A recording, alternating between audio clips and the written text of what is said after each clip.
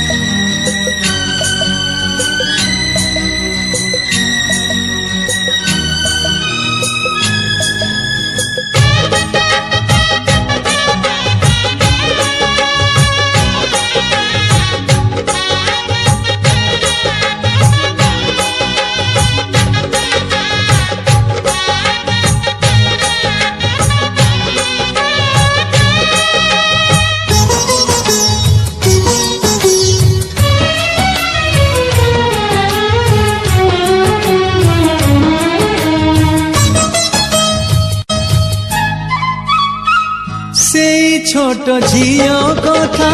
मने पड़े आजी लाज करुथिला जिए कुनी बहु साजी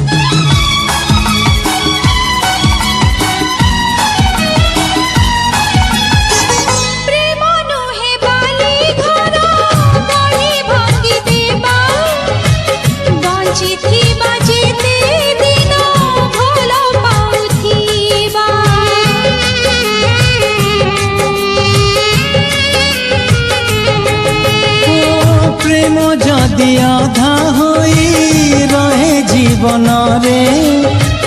तोर मोर देखा हेब आर जन्म रे तू मोर मु तोर छाई तू भूलिबु नहीं